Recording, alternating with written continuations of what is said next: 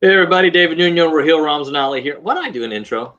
There's I no don't reason know. to do an intro. Like I think it's I think it's fine though it's because on Facebook. Like people know, like they click, they see the it's not like, oh, this is, Ivan Drago. They know what they're clicking on. yeah, but still, it's nice to hear like, oh wait, are we sure it's Nuno and Raheel? Like, I'm not sure. I just need to hear David say it one more time, and then I know. Right? The same thing on TV. Why do we intro ourselves when there's lower third saying our names?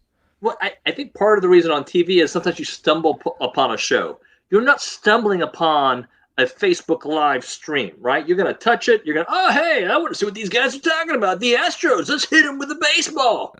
Okay, I'll give you that. You do see it in the timeline, but again, your name is there and the audio is not on. So okay, intro rescinded. Happy? There you go. We took There it we go. out. No more intro. This is just two guys talking. If you want to be a part of the show and you don't have anything negative to say, we welcome you. If you have something negative to say, I will try not to look at it. I think Okay, that's how we're going to roll. Okay. that's the way to do it. Honestly. I just look. I got a lot I want to talk to you. We might or might not have a guest. We'll talk about that later.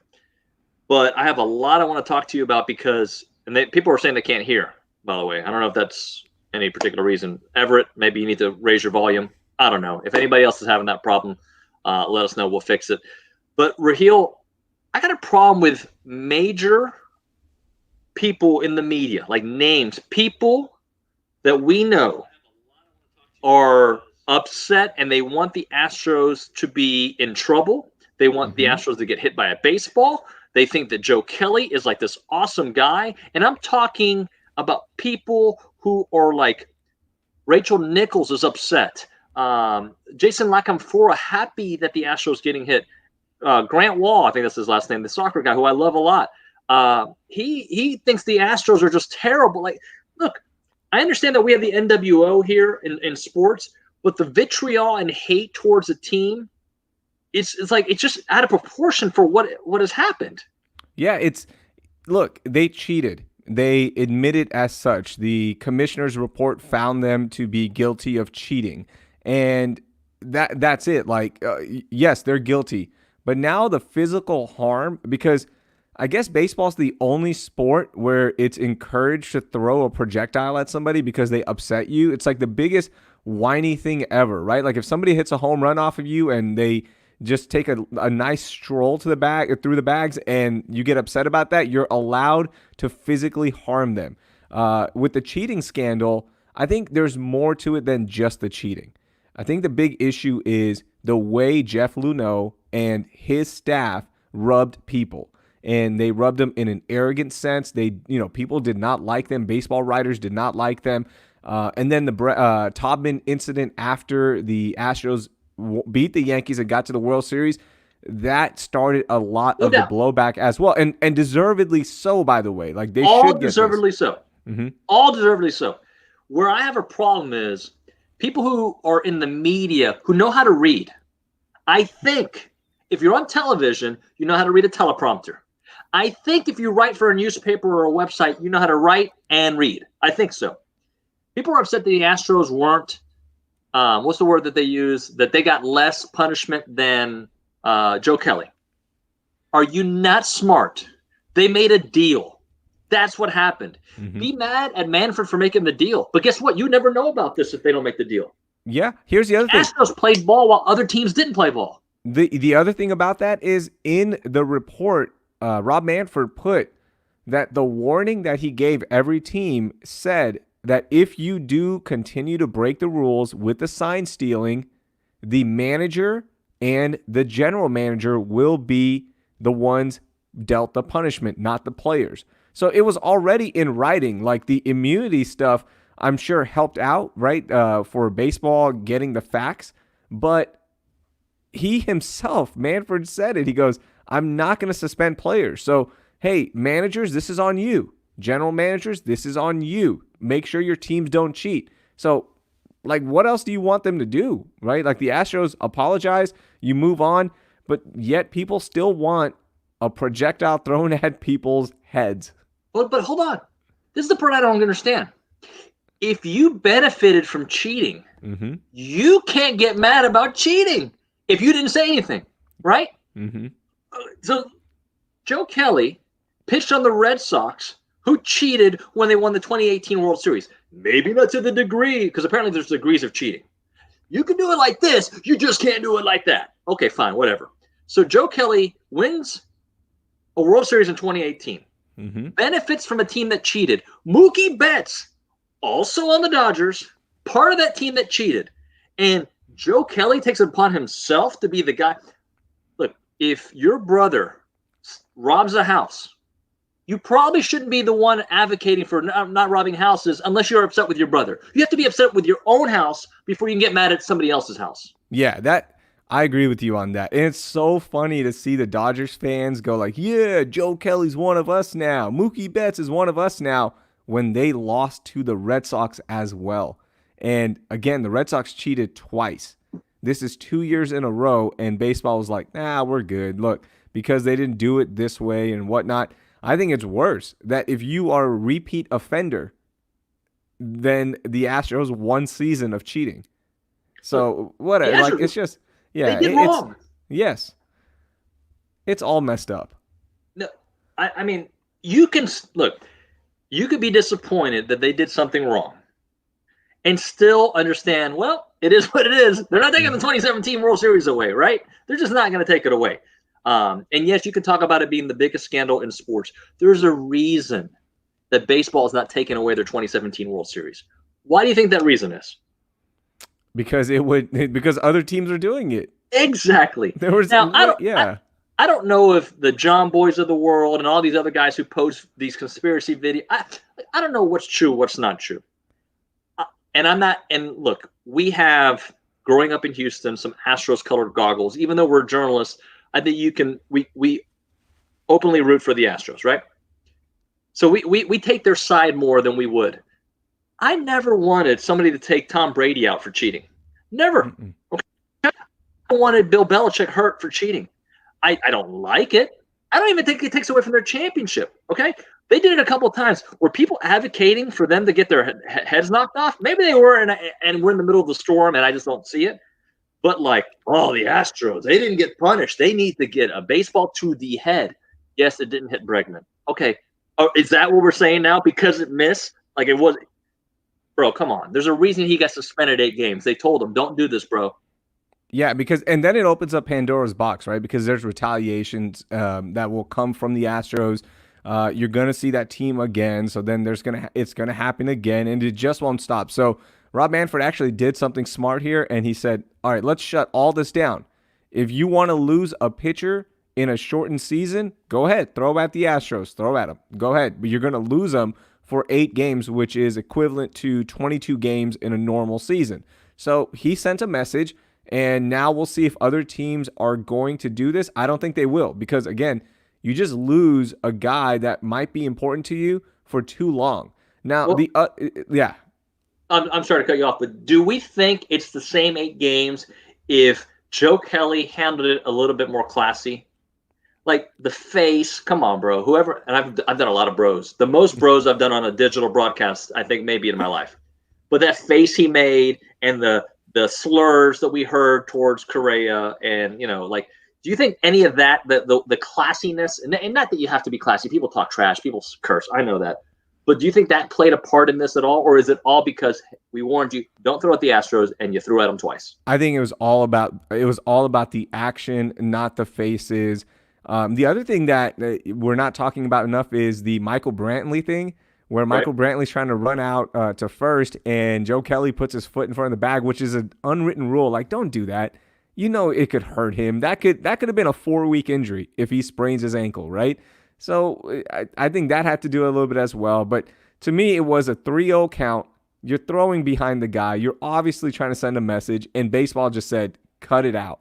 We're not going to have that. But Joe Kelly did do one thing really important for Major League Baseball. He got the first big storyline started, and people are now, they're interested in this. Like, there was buzz. He was trending. Major League Baseball was trending. The Astros shame was trending. So that was a big thing for baseball, because up until then, was anybody talking about baseball other than the restart? Let me get it. I told you I wasn't going to look at the comments. Yeah. I'm looking at the freaking comments. Eli, if I could send you a link to join the show, I would. Eli, should I read his comments out loud? Do you want to show it? How do you want me to do this? I'll just read it. Read it. I just read it. Eli Francis. Hello, Eli. Thanks for joining us. Good fan of the show. Stop trying to justify the Astros cheating. Stop it. All right, Eli. Here's how we're going to play. I see your picture on the screen. I'm not justifying the Astros cheating. They shouldn't have cheated. There was a punishment paid. If you agree or disagree with the punishment, it's like a parent. If my kid gets in trouble at school and I say no PlayStation for the week, and that's what they get, that's what they get. Okay? I don't justify their cheating. The only justification I get is that I do believe, because of other reports in national media, that other teams were doing the exact same thing. I will give you this. They took it to another extent. Okay, I can deal with it. Okay? They were But smarter. they were punished. Okay? They were punished.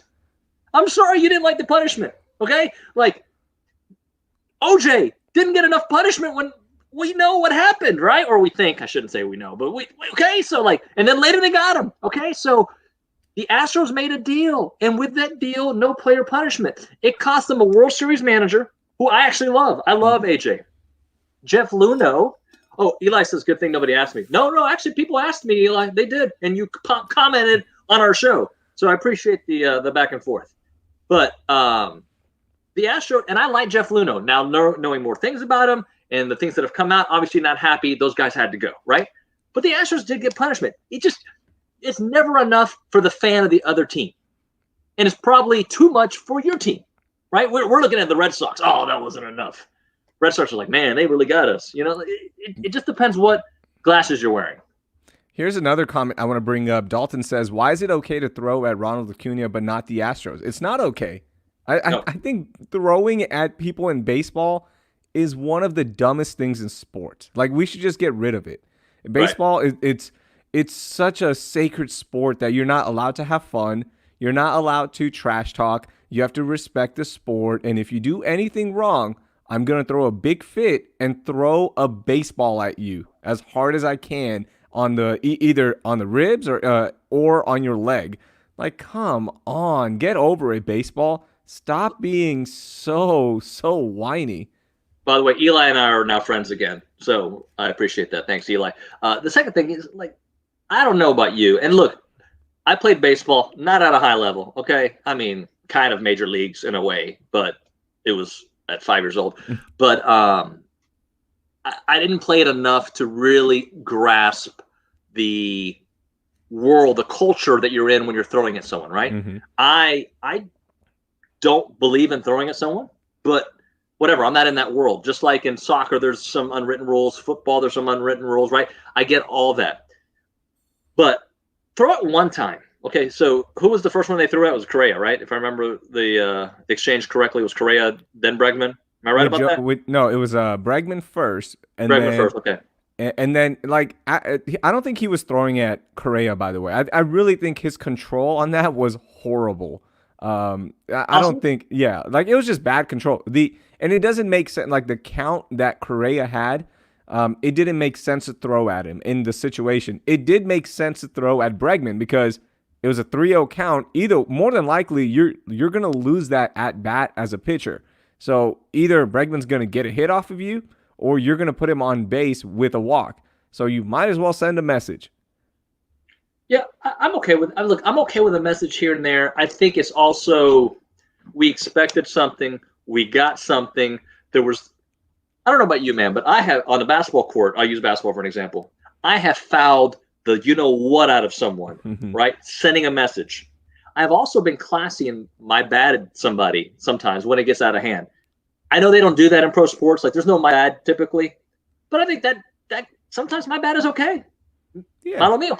Okay, my last thing with the Houston Astros and everything that happened with the Dodgers series, I think Astros fans need to also decide, are they going to be the bad guys, or are we going to complain about every single thing that's ever written about the Houston Astros in different markets?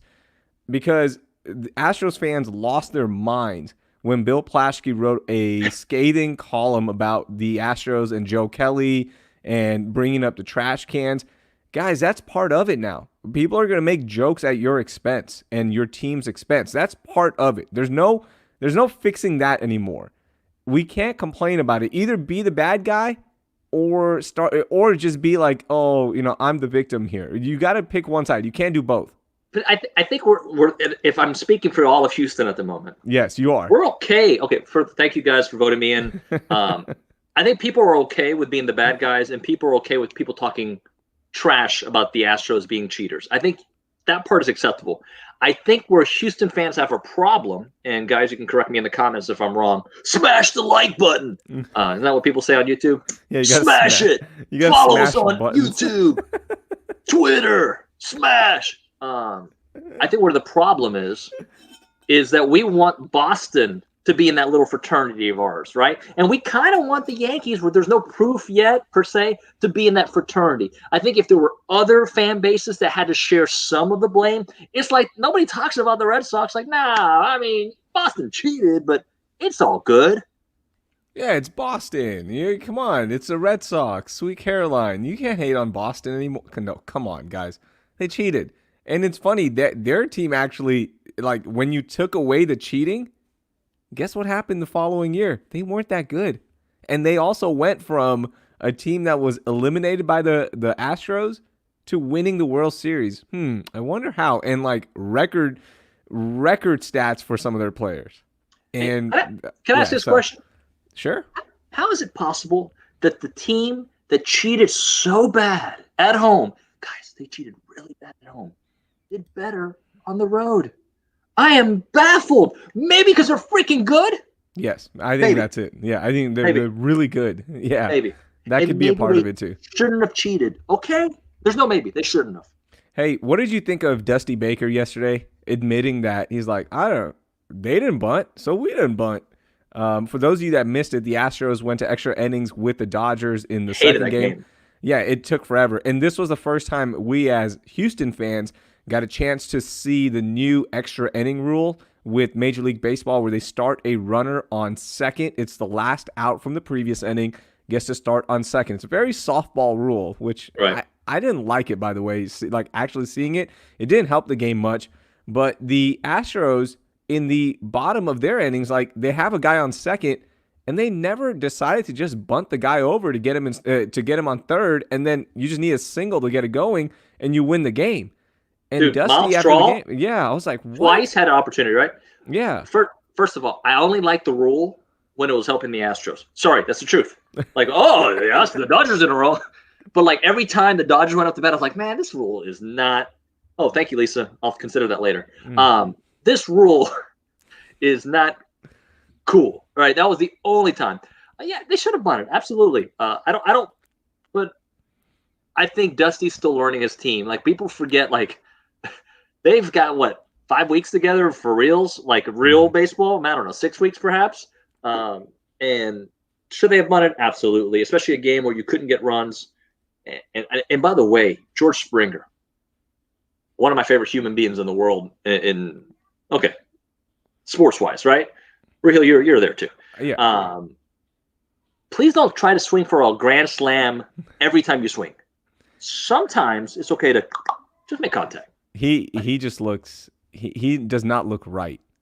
Like the energy doesn't seem to be there. That George it factor just doesn't seem to be there. I don't know if he's overthinking it because of the slow start. He's done this before, though. He's had these stretches. He'll be fine. I know he'll be fine, but it just doesn't look right. Like before he's just so in his head right now.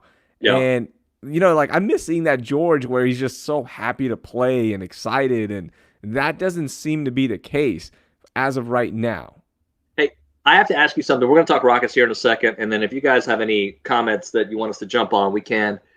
I have been your friend for 13 years, Raheel. Okay? I was thinking about this. We started our radio days together August 20th of 2007. We're almost at 13 years. Mm-hmm. You've been posting about Spicy Boy for months. I have never asked you what in the world is Spicy Boy. Everybody on social media, and I feel like I've been your friend for so long, I can't ask you. So I just like them or I'll retweet them. What is Spicy Boy? Okay. Spicy Boy is just this random thing that I created at the radio station I used to be at. And Okay. what happened was there was a story we were talking about, and I think it was regarding hot sauce. And my producer and co-host at the time, Del Olale, he said, he brought it up, and I told him, and I said, I would definitely go with the spiciest level because I'm a spicy boy. Like it was just one like a throwaway line, and Gotcha. Dell was like, "Hey, you should put that in your like that should be your title. That should be the way we intro you." It was just a random thing, and listeners enjoyed it. It was just so dumb that people are like, "Okay, I guess we can run with this." And then I just started making some merchandise. So I'm seeing it in the comments. People are definitely about. So have you ever had like a friendship with somebody that's so long, but you don't know something, Mm-hmm. but it's like has this ever happened to you? Somebody's name you don't know, but you have weeks Yes. and months of conversations. You're like, man, I hope this guy never asked me his name because I I have no clue. I have a neighbor that I'm that way with. Like there's been a lot of things that have happened in the last 4 months. A lot of lives have been lost, and it's been a hard time for a lot of people. And there's been a lot of negative, right? But some of the positive things to come out of this, a lot of families are spending a lot more time. Neighbors, like to me, Yeah. one of the positive things to come out of this, and trust me, guys, when I say this, a lot of people don't know me. I've gone through a lot of negative in the last 4 months, okay? 4 months. But one of the positives has been to like meet my neighbors, hang out with them almost every night. We've become good friends and you learn about them and all this great stuff. But we have this one neighbor that I see him all the time. He's a great guy. I've played like catch with him. I know his kids, and I always ask him his name and I always forget. And you know me, I'm horrible with names. Right. So now it's to the point where I've asked him 3 times and I keep forgetting and I can't ask him his name. So for the rest of the time that we have together, until one of us moves or we don't talk anymore, I will just go, "Hey man, hey, what's up, man? Hey dude." I'm not gonna ask him Well, his name again. It's too late now. so I've got some moves that I can show our listeners. There's several moves you can do. Yeah. Hey man, what's your Facebook account? Okay, N- great move. I don't want to add him. I don't want him to add me on Okay, Facebook either. you have that move. The other move is type in your phone number here, save yourself as a contact, hoping obviously Mm, sanitizer in these days, hoping that they put their name there. I know for a fact, Raheel, that there was a guy in the media that for years called you Raheem, and you were too nice to correct him. So then all yes. of us in the media around you that knew your real name called you Raheem around him. Yes. He still thinks I'm Raheem. That guy still thinks my name is Raheem, but it's Raheel, as you can all see on the screen.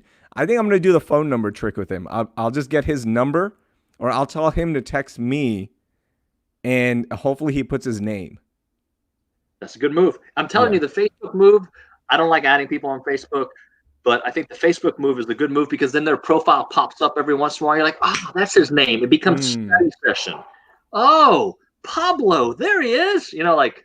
And then you memorize it. But this is a fake sports show, so let's move on into some sports because Eli wants to know our favorite restaurant in downtown. He's very, very active participant. Bro, I'm married with 4 kids. I don't think I've eaten in downtown since No, 2004. I Fact. haven't either. Downtown, can I say the restaurant name? I don't know what the rules are. Am I allowed to say a restaurant name? Who are you employed by? The people. Okay, you can say it.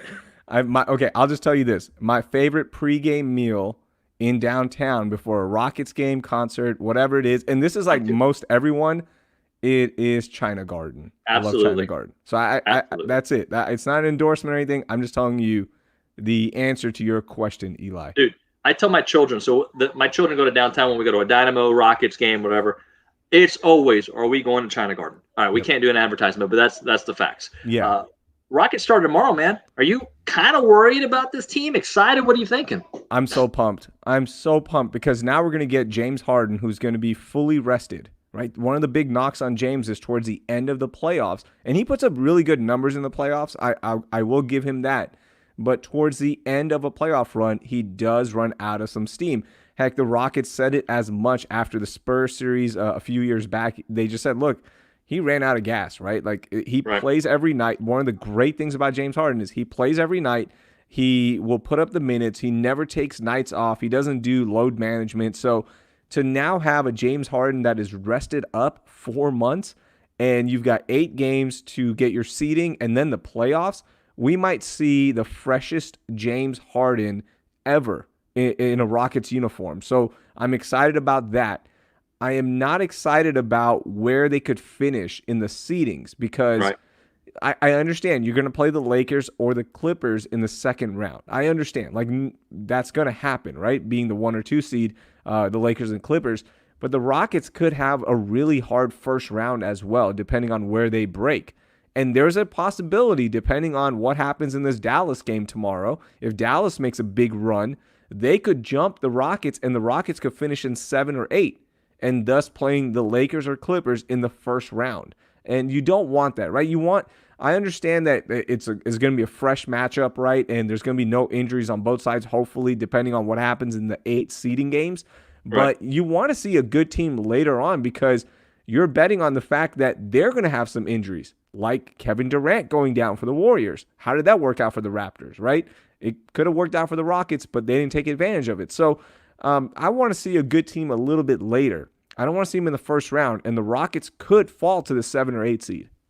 So I think you are who you are, regardless of rest or not rest, right? I think we know who this Rockets team is. If they're hitting their shots and they move the ball, they can beat anybody in the league. But I'm done with the what ifs when it comes to this team. If they were, and I don't mean that as a shot to you. I'm just saying when it comes to the Rockets, I'm just going on history. They lose in the playoffs to the Spurs when the Spurs are missing their best players. Last year, the Warriors are missing players, and the Rockets are healthy. And the 1 year Chris Paul is hurt, and the Rockets should have beat them, but they did. Like, look, you are who you are. I agree with you 100%. A rested James Harden and a rested Russell Westbrook should be a very good thing through a long playoff series. Where I caution that is LeBron is also rested. Kawhi is also rested. The rest of the league is rested, right? And that, hey, Alex, thanks. I agree that we have not seen a fresh James Harden at the end of a playoff run, and that's been part of the problem. I also think the style that the Rockets play open them up for issues at the end of a playoff series because the way you play in the playoffs is different, regardless of what people say, than how you play in the regular season. Yeah, the Rockets have made their bed now. They've gone small ball. There's no more changing lineups. There's no changing who you are. They're going to be a heavy three-point shooting team, and if they go cold, that's it, right? They go 0 for 27 in a stretch in a Game 7, that's it. It doesn't matter who's out there. That is your series. So it's going to be interesting to watch how other teams react to the small ball because it worked for a stretch there. But before the pandemic shut down the NBA, the Rockets weren't playing good basketball. It wasn't good. And now Eric Gordon being hurt for potentially 2 weeks. We'll see if he comes back a little bit sooner. He should be ready for the playoffs. That's going to be another thing to watch out for because this whole thing is predicated on having guys and Mike D'Antoni for the first time as a Rocket coach using his entire bench and not cutting the bench to 7 players or 8 players. You've got to go deep because you're going to be playing a certain style that is predicated on having a lot of fast guys and a lot of bodies there ready to go. So we'll see what happens, but I'm so excited. I'm just excited for the NBA. It's my favorite league. It's my favorite sport. Basketball is. So I'm pumped. Like, I'm going to watch both the games today starting at 5 o'clock. Pelicans are playing, so I want to watch Zion if he plays. And then you got Lakers Clippers tonight. So I'm with it. I can't wait. Yeah, look, I'm excited about it. I think it's been great that we've had some baseball in the last couple of nights, something to watch. I kind of forgot about going to bed with baseball on. That game would never end last night. And I'm excited about the Rockets starting tomorrow. When it comes to what the Rockets can or can't do, it really comes down to can James Harden get off? And Russell now. Oh, and it's absolutely Russell. There's a part of me that's rooting for an Oklahoma City versus Houston playoff series at some point. There's a part of me that doesn't want to see it because of all the narratives that are going to be written for the loser of that series, whoever it may be, right? But that being said, like I've told you this, I think on several occasions on this show, I think Mike D'Antoni is an underappreciated, undervalued head coach because what he is able to do And if I made this point too many times to you, Raheel, I apologize, but he turns all-star players into legends. Yeah. Everywhere, or middle tier players into fringe all-star players. And I'm going to give you the examples because there's a lot of them. What did he do with Steve Nash? I worked with Steve, and I say that like a name drop, but I worked with Steve when I worked for the Dallas Mavericks. And Steve was a fringe all-star player with the Mavericks. He was 30 years old when he left for Phoenix, the second stint with Phoenix. He went to an MVP status playing in that system. Okay? Back to back. Yeah. Back to back. And the Suns could have won a championship if a couple things go the other way, right? He goes to New York. What happens there with Jeremy Lin? Jeremy Lin has like a 50-point game. He goes on this 6-week stretch that was amazing. Mm-hmm. And I will also say James Harden was on the verge of an MVP, and I think he could have won that MVP, but it was not the same legendary James Harden performance we have seen for these last 4 years since Mike D'Antoni joined the team. I think Mike gives you he is a Hall of Fame caliber coach that is missing a championship from really solidifying his name, and maybe that style doesn't win, but it does win because the Warriors did it with a very deep team. Well, the thing with D'Antoni, the knocks on him for me has been his playoff management for the Rockets, right? Like you don't play certain guys. You have an obvious issue sometimes getting rebounds, and you just don't trust Montrezl Harrell to get in and help you out. So you end up losing. Even last year, you're like, man, this is it. Kevin Durant's hurt, and you have the Warriors, and the defense never picked up, right? Because as a coach, he's not a defensive coach. You have to have Jeff Bezdelik, who's no longer with the Rockets, to be your defensive guy. They never adjust, and that's frustrating at times, right? So we'll see what happens, and I agree with you on D'Antoni. He takes guys to the next level because the system is so good at that. It's so good. There's more pace. There's more touch. I agree with all of that, but to me, you got to get it done. You got to get it done in the playoffs. Because great, you've accomplished everything else, but now let's go accomplish the ultimate goal, because that's what we're doing this for, is to win a title. Hey, in the last couple of minutes that we have, I think the MLS has shown a system that works. I think the NBA, there was a report out that was nobody with COVID, whatever it's been, like their system works. Baseball, TBD. Obviously, what happened this week with the Phillies and the Marlins and the Yankees, all that, there are some serious questions. You hear about, yesterday I called you about the University of Texas, that it looks like their president tweeted out that they're probably going to have 25% capacity at their games. Are they going to have a football season in college or pro? Like the Texans are moving towards training camp, some conditioning starting next week and whatnot. There's a lot of reason to believe that we can see a season, and there's a lot of reason to think like, what's going to happen when your linebackers all get COVID, if it happens, right? Yeah, and we saw so many players already pull out, by the way, in the NFL. Right. It feels like half the Patriots are like, we're good. We don't want to play. We'll opt out, and you judge us however you may, but I'm with you. When you're in a bubble situation like the NBA, MLS, what the Dash went through similarly as well, the WNBA, they're in the wubble, as they're calling it, which I want to ask you a question about the WNBA. It works, right? As long as everyone respects the protocols.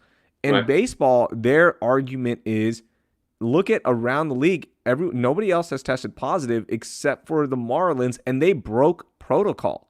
Like, this is on them. This is on those players for breaking the protocol. And then on top of that, as a team, when they had positive cases, they said, hey, do you guys want to play? Who wants to play baseball? No, that's not the protocol. That was ridiculous. If you respect the protocol, things could work out. I said could, because there's still a possibility something happens. I get that. But if you follow it, there's a really good chance that everything is going to work out, because this protocol and what the restart for all these leagues, you're as strong as your weakest link. And the Marlins were the weak link, and Major League Baseball has now, the Phillies, they're like, hey, we have to shut it down. Like, we can't have people in here because we don't know what's happening. So it's all because of one weak link. How many times a week do you think you have COVID? And I don't mean this as a joke. I'm just being like, I think all of us probably had that little checks and balances. Like, yesterday I sniffled a little bit, like, oh, here we go. Got a headache. Oh, man, here we go. Certain weeks are worse than others because now I'm like truly at home, and the only time I go out is if I need to get groceries. But other than that, I here's my schedule. Okay, I go to the park or the middle school behind my house. I'm the only one there working out, and that's it. Then I hang out with my neighbors. Of course, we're socially distanced on the driveway. I put out the chairs, by the way. Okay, I make sure they are 6 feet apart, and that's it. So like, I don't run into too many people to fear that, oh man, what if they have it or anything like that. So it's been better of late, but a few weeks back, like I traveled during this and I had to get tested and all of that, and like I was panicked. I was like, I think I have it, but it's not as bad right now for me.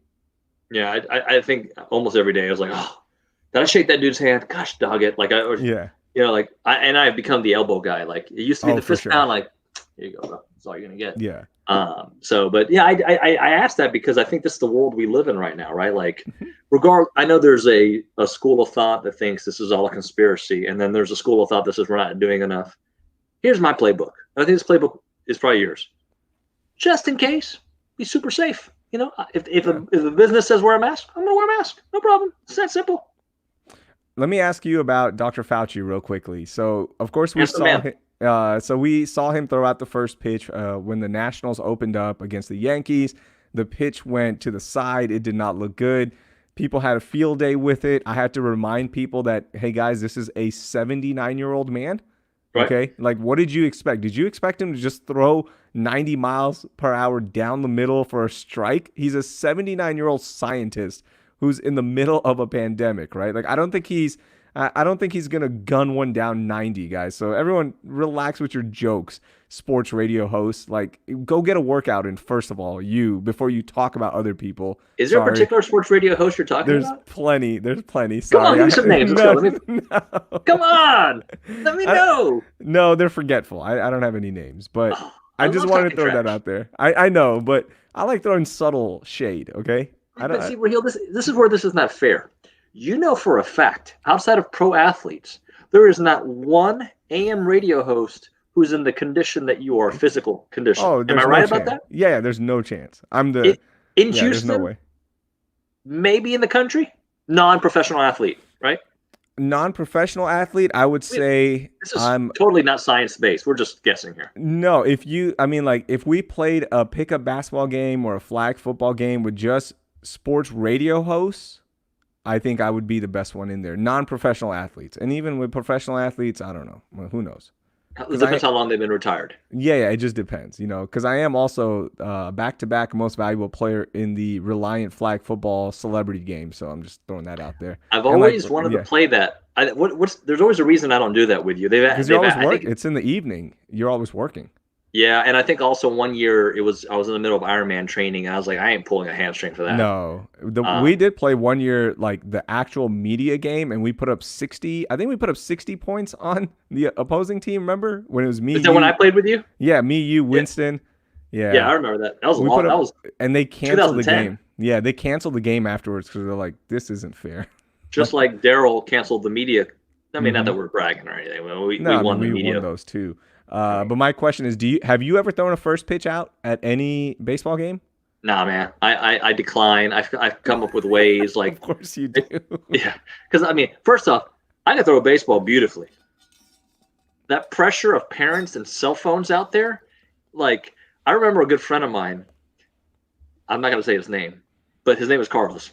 There was a gallery furniture celebrity all-star game, I believe in like night. When was the strike? 98, right? Yeah. All the stars were at this game. Jim Mack had them all come, and somehow Carlos, who's a fantastic basketball player, had to shoot the free throw. Like hey, this guy like ice in his veins. Now, the way I remember it is an air ball. The way he probably will tell you the story is that he sunk it. But like I remember an air ball, which surprised me because he's so like you're talking like that's just some major pressure like to throw. And I'm talking about like Westview Little League has invited me to come throw the like that. Man, if they get that on like no, like it's not. Mm-mm. So no, I have never done it. I know you've done batting practice with the Skeeters and stuff like that. Yeah, man. Like I take my stuff real serious. I need to practice for 6 weeks before I commit to something like that. I threw out a first pitch. I've thrown a couple of times at the Skeeters, and one time I purposely it was a radio bit. I was like, I'm gonna throw it really bad. I just want to go viral. Like my whole thing was to go viral with it. But once you get out there and then the people are looking at you and your like competitive spirit kicks in a little bit, I was like, no, I can't. So I just gunned one right down the middle. I didn't care. But it's hard, man. But Dr. Fauci had nobody watching. But Dude, then again, he's also a 79-year-old scientist. he's a scientist, like whatever. Yeah. Hey, I will give Eli. Eli's gotten the most talk time today. Let's close the show with this question. I'm no Rockets fan, but realistically, how many years of championship window do the Rockets have? And to me, it is all dependent on your best player. Yep. So what is James now, 30? Mm-hmm. 30. Yeah. Sounds right. 30, 31. I'd say James playing at an all-star MVP level like he has for the last 5 years, I'd say he's got at least another 3 years of that, maybe 4. So I'd say their window, realistic championship window, goes to that. Because what happens next year if LeBron retires, or I'm just saying, like the league, nobody would have guessed that the Milwaukee Bucks 2 years ago would be the best team in the East, right? They've become 2-year. So things change, but I think as long as your best player is one of the best players in the league, you always have a realistic shot. Yes, absolutely. Giannis and his rise. Luka, who's in your division now, who looks like the next big thing in the NBA. Yeah. Zion's there too, by the way, and the way they've built the Pelicans up. So it all changes. It's all fluid. But you're right. You're still in the conversation for as long as James and potentially Russell Westbrook as well. Like as long as those guys are good, you're going to be in the conversation. The WNBA. Can I just give them a shout out, man? They started their season on Saturday. I watched both of the nationally televised games on ESPN and ABC. Sabrina Ionescu had a huge game for the Liberty yesterday, 33 points in a losing effort. But she's the number one pick. She trained with Kobe and Gianna, rest in peace. So there's a lot of hype behind her. So I just want to give them love for starting their season and looking good. Like it was a fun product to watch. My daughter and I watched both games, so it was really cool. Giving them love because they just restarted too. I don't know. I don't mean this to piggyback on those thoughts, but while we're at it, can we get the Houston Dash a little love for winning the MLS NWSL Open Cup Championship? What a performance by the local soccer team who has struggled the last few years. Hey, Frank Bullington, good to see you. Props to them as well. Absolutely, and maybe we get a Dash on for our next show because we got to give them major love for winning a championship. Yep. So now we got the Astros, counts. The Dynamo, counts. Rockets, a lot of Comets, like 25 I don't know how many championships they won. Every single championship. Am I missing anybody? That's it. There's no Texans championships. No. AFC South, though, Brian. No, it's not a championship. That's a division AFC title. South champs, Brian. Yes, but that's a division title. Nobody gets rings for that. No, but you get a flag. Okay, that's true. You do get the flag. You get a flag. You do get the flag. Okay? You get a flag. Yeah. And I think sometimes we are ultra critical of success when it's in your own backyard. And we're also ultra critical of your faults as well. That's my way of trying to play nice. All right. I think that's a good way to end it. Yeah. All right. I'll talk to you later, David. Bye, guys. Thanks for watching.